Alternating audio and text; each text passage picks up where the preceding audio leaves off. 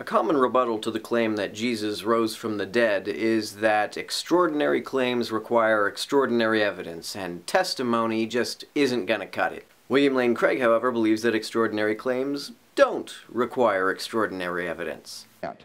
If that were true, we could never have adequate evidence for extraordinarily improbable events. For example, a pick in last night's lottery, against which the odds are millions to one. The evidence for the reliability of the evening news would never be able to swamp, or it would be swamped, rather, by the improbability of the event reported, so that we would never be able to believe the report on the evening news that that number was actually picked.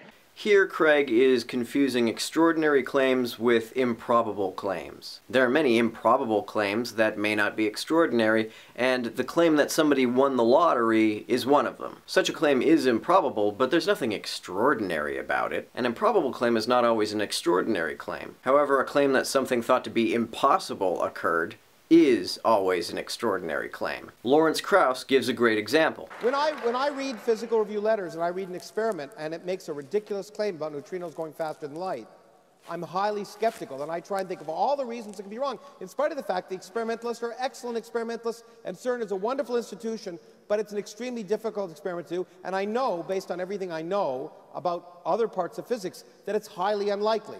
The claim made by CERN that a neutrino traveled faster than the speed of light is a claim that is worthy of extreme scrutiny and skepticism. You shouldn't accept that claim on the basis of mere testimony. And the folks at CERN have a lot more than mere testimony. They have actual recordings and precise measurements of the experiments they've done. Even that is not enough to make such a claim believable. If that claim is deserving of exceptional scrutiny, then why wouldn't the claim that a miracle occurred be deserving of exceptional scrutiny? I have an open mind about miracles occurring, but if you want me to believe that neutrinos can travel faster than the speed of light, I'm gonna need a lot more than testimony. And if you want me to believe that somebody rose from the dead, I'm gonna need a lot more than testimony. And I don't find any other explanation that it has the same sort of explanatory power, explanatory scope, degree of plausibility as the hypothesis that these original men gave, that God raised Jesus from the dead.